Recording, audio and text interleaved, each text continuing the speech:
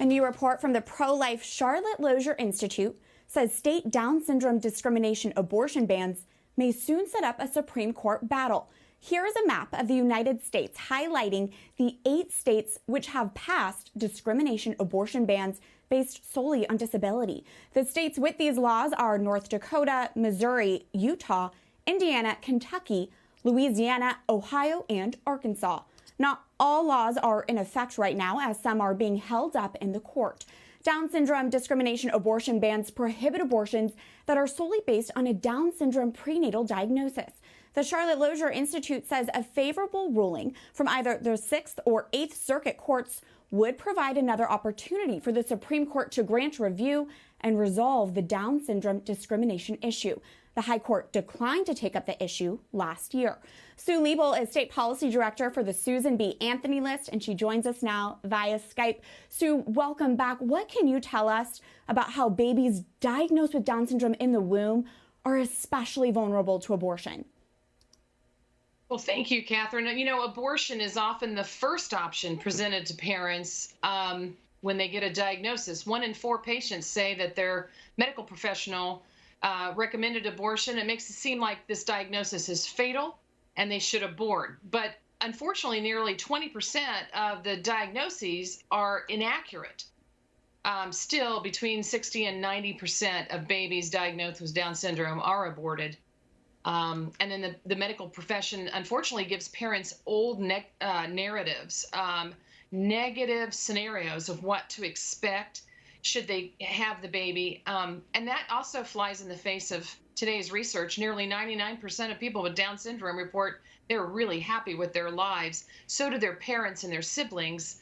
And you're seeing a whole lot more uptick on social media with families and those with Down syndrome participating in our community. So the medical community unfortunately hasn't caught up with today's views, today's information, services available, and their ability to thrive in a family with Down syndrome. One last fact, currently in the United States, there are waiting lists of people who are wanting to adopt babies with Down syndrome. Wow. Sue, can you explain then what would need to happen for the Supreme Court to take up a case on a Down syndrome discrimination abortion ban? Well, sure.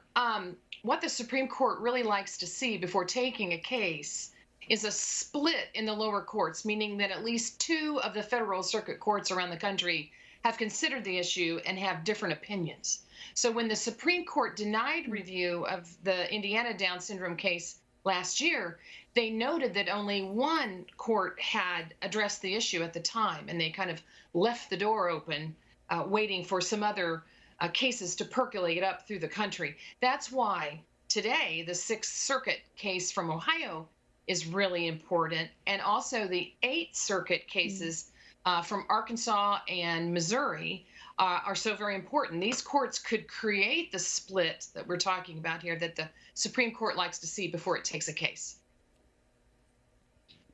As we mentioned, some states have passed Down syndrome discrimination abortion bans, but not all are in effect. And there is a holdup on this type of legislation in Mississippi. So can you explain the situation specifically that's happening there? Sure. Before the coronavirus break, the Mississippi House of Representatives had passed the Human Life Equality Act, a bill to stop discrimination abortion in Mississippi. Now that the legislature has come back to resume its work after COVID, this bill has moved to the Senate, and it's been assigned to the Judiciary B Committee in the Senate. That's chaired by Senator Bryce Wiggins. And as you can imagine, the COVID issue, the legislature has a lot of pressure on it right now and other types of priorities, but we're hopeful that they're going to hear this bill. We're a little unsure because of the Mississippi Senate's pro-life priority for this important bill. So the Senate president in Mississippi is Lieutenant Governor Delbert Hosemann, and we know that he's pro-life, but we worry that his attention might be elsewhere, as would be Senator Wiggins. So we also wonder, we want to make sure that they understand what their opportunity could be here, because they're in the 5th Circuit, so yet another circuit court. And unlike their 15-week ban, the Supreme Court told us that this anti-discrimination bill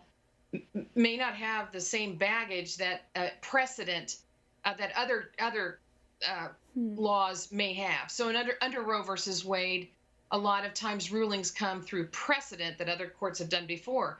But this anti-discrimination bill does not have that type of precedent.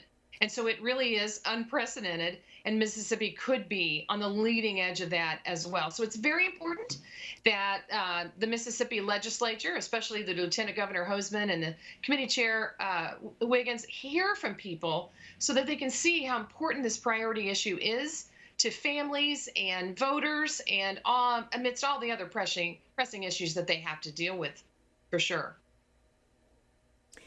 And finally, Sue, Justice Clarence Thomas has referenced Down syndrome discrimination abortions and argued the state has a, quote, compelling interest in preventing abortion from becoming a tool of modern-day eugenics.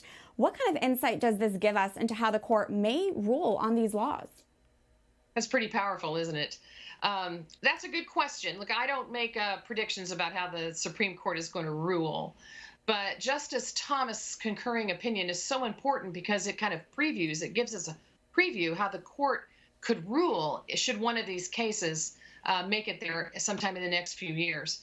Justice Thomas is an extremely clear thinker, a fairly independent jurist with a deep commitment to the Constitution. And when his opinion came out in that Indiana case, in fact, SBA list, we had asked for this opinion from him about the Down syndrome question is one of first impression, meaning that Roe versus Wade and Casey and some of the other previous cases won't necessarily control the outcome of this anti-discrimination. And that's really important because that means the lower courts aren't bound to that either.